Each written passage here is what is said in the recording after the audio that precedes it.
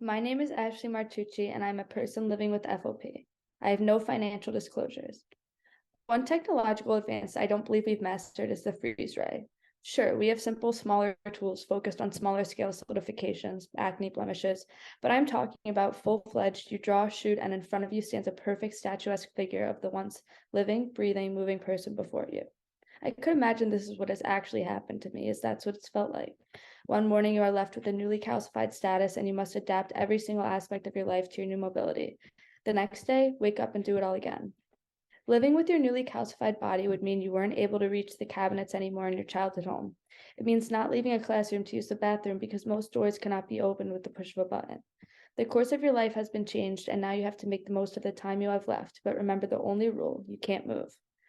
I lived half of my life misdiagnosed. Living without the knowledge I had the gene mutation, my childhood was full of contact sports, running, playing tennis, general education classes, much more than the average afflicted child might experience. I wasn't diagnosed until the 7th grade. Soon enough, no sooner than my 18th birthday, my arm was completely frozen at my side, my knee at my hip, and much later, but still within the confines of these past 2 years, my good arm decided it no longer wanted to leave my side. These months that followed allowed for icing my joints, crying on the couch, and sitting on a shower chair, wondering where the hell I went wrong. I take about 20 pills a day to manage my pain and a sleeping pill to allow me an hour or two of rest. I have also begun therapy and antidepressants due to the mental toll these past 2 years have taken on me. Quality of life has become a daily internal conflict for myself and others as members of this greater community. Was my day with FOP tolerable enough to experience tomorrow? A few weeks ago, I traveled to a farm in my power wheelchair, a first for me, but it also marked the first time I could not open my mouth wide enough to enjoy the sweetness of an apple, a far cry from the conflict the fall prior, where I could run through the orchards and pick single-handedly. Unfortunately, most of my life as I had known it had become just like that, a memory. I have lost much muscle to calcification, but I've learned new ways to function. I've learned how to get shirts on by aiming and tossing them over my head. After brief suffocation, I'm dressed. I've customized my fashion to include laceless sneakers that I can slide my foot in without lifting a finger. I've learned how to balance on one leg to complete tasks like brushing my teeth. By losing, I have also gained a lot of strength. Strength to ask others for help, one of the toughest things to do as a human being, and today I'm asking for yours. Just because I'm a fighter, I'm fortunate to have met many other fighters through being a member of the rare disease community. I ask you to think of us today as you make your decision and stand beside us in this fight. Though just because one could be strong and persistent doesn't mean they are destined to live a life of struggling. There's a number of people that have to fight this on the planet, and I ask for your attention.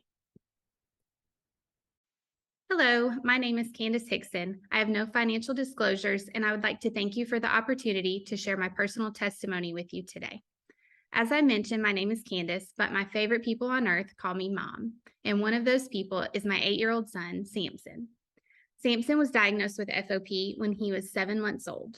Words can't describe the feeling of being told that there is nothing as a mother that you can do to help your baby, to just pick yourself up off the floor, go home, and hope for the best. As you can imagine, our lives haven't been the same since. Samson has lived all of his 8 years in a state of chronic pain. While it's encouraging that he is able to power through it on most days, it's also emotionally painful as his mother to know that there isn't much I can do to help him. No child should have to just power through. FOP is aggressive and moves quickly. Simple tasks that we all take for granted can be taken from a person with FOP overnight. Before he was a year old, Samson had lost some range of motion in his neck and shoulders, and by age 4, he was having trouble dressing himself and putting on shoes because his ability to bend at the waist became restricted. When Samson was 5 years old, he lost the ability to move his dominant arm at the elbow. He woke up fine one morning, and by dinner time, as you can see in his pictures, he couldn't bring his fork to his mouth. You can also see in his photos that his back is currently covered in extra bone, connecting his shoulder blades and preventing movement in his spine. His shoulders have very limited range of motion, and his neck mobility has only recently been taken from him. He can't look up at the sky or look up into my eyes or look down at his feet to see where he's going. He also seems to have new painful flare-ups almost every single day. When it comes to FOP, we never know what we will wake up to in the morning and what might be taken from him by the end of the day. At an age where most children are becoming more and more independent and doing things like learning to ride bikes and tie their shoes or even button a shirt, Samson is having those experiences ripped from him. When he does have a fun day of playing hard, he pays for it with pain in his feet, back, and legs. My boy is so full of sunshine. He is loud and rowdy. He loves with his entire heart, and if he loves you, you know it. He appreciates the beauty and sunsets and flowers, and he loves Legos and Xbox and to play with his brothers. An approved treatment for FOP, something that would stop or slow the growth of excess bone in his body, would give Samson the opportunity to enjoy the funnest years of his life the way they're meant to be spent. If a drug can slow the bone growth, Samson might be able to keep moving and using his one mobile arm or maintain movement in his legs and hips so he doesn't have to end up confined to a wheelchair. It would give him the chance to try new things and gain more independence before FOP has the chance to take more of his body from him. It would give me peace in my heart that I haven't felt since before FOP was a part of our lives. It would give Samson hope for a brighter future, full of opportunities to lead an independent life with less pain and so much more of his sunshine. My name is Ellen Roy Elias. I am a professor of pediatrics and genetics at the University of Colorado and the director of the Special Care Clinic at Children's Hospital Colorado. I have no financial disclosures. Today, I would like to address two real-life implications for my patients with FOP. As the director of one of the largest clinics in the country where patients with medical complexity come for care, I've cared for 8 patients with FOP over the past 22 years. Today, I will be talking about 2 key issues.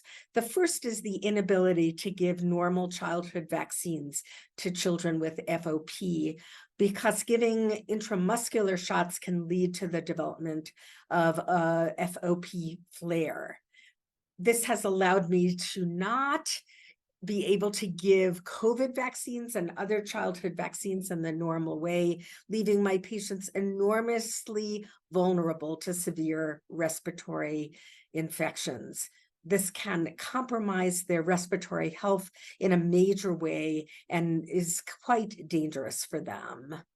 Additionally, many of my patients have developed feeding and nutritional problems, which can be related to involvement of the jaw and the neck and upper extremities. This makes it difficult to chew and open the mouth normally, or to use the arms in normal fashion to bring food to the mouth. This has made it quite problematic for my patients to be able to eat normally in school. In other patients with different diseases, I often use high-cal formulas and feeding tubes to give patients good nutrition, but I cannot do that with my patients with FOP due to the need to avoid surgery at all costs in patients with this diagnosis. If there was an available drug which could slow down the growth of ectopic bone, patients living with FOP would have a better opportunity for more normal respiratory health and good nutrition. Thank you for your time and attention. Ms. Karen Kirchhoff. I'm the Family Services Coordinator at the International FOP Association, and I have no financial disclosures. As a physical therapist, I've enjoyed helping people improve their functional abilities for the past 20 years, but none of the injuries or conditions I've worked with have compared to the extreme challenges faced by individuals with FOP. The physical effects of FOP are very apparent when you meet someone confined to a wheelchair with very limited mobility, but what you don't see is the significant pain and dysfunction that takes place during each and every daily routine in their private lives. Parents who have to get up every 2 hours to rotate their child in bed at night because they can't reposition themselves without help. People who can't go to the bathroom or shower in privacy because they can't pull down their own pants, wipe themselves, or wash their own hair. People who avoid going out to a restaurant with friends because they have to push food through small gaps in their teeth because their jaw is fused. Even being able to scratch an itch or move stray hair blocking our eyes is a luxury those of us without FOP take for granted. Now, there are assistive devices and tools that can help people with limited mobility to wipe themselves or brush their hair, but as I quickly learned, these tools have not been redesigned in decades, and for the most part, only help those who still have a decent amount of mobility. Sadly, the reality is these assistive devices rarely work for those with FOP. Instead, they're forced to find alternative ways to adapt their routines, make homemade tools to assist them, or give up their independence completely and rely solely on a caregiver. For those who want to maintain their independence, it can take considerable time, effort, and monetary expense to find equipment that might help.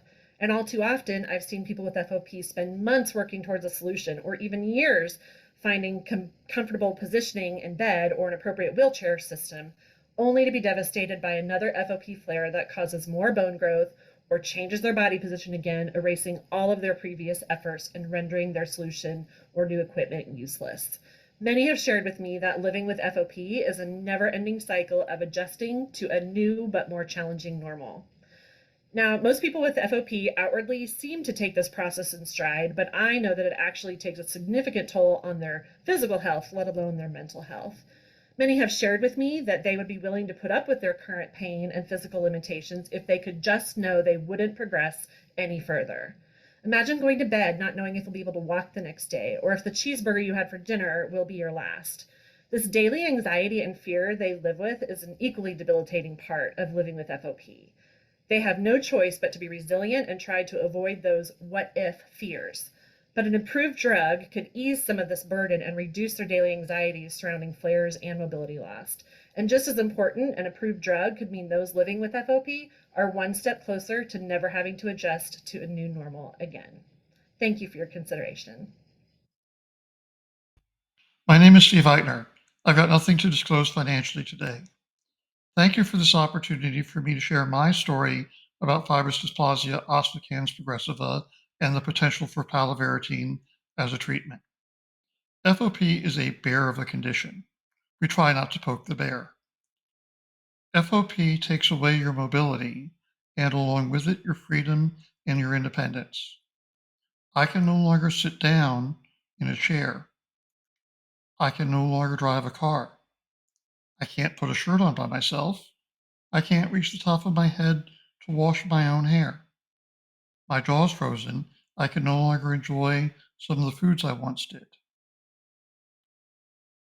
All of these restrictions put a burden on my family and my friends because I'm dependent upon them for help.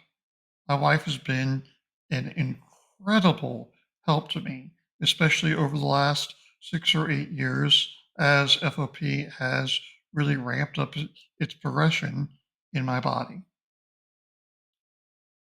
It has limited my ability to generate the same type of income as many of my friends. A lot of my friends are earning 2, 3, 4, 5 times my salary. I'd love to do it.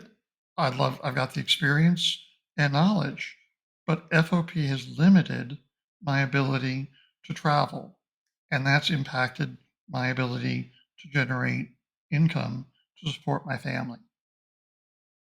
FOP is also very expensive to deal with on the other side. Because I can't climb stairs, we needed to make sure we had a single level house. We need a wheelchair van. We need a bunch of specialized equipment to help me reach things that I cannot reach because I can't extend my arm. Palovarotene creates an opportunity to limit the rate at which bone grows, and that's really important. Patients, their physicians, and family members need to have the ability to choose whether palovarotene is right for them in their particular circumstance.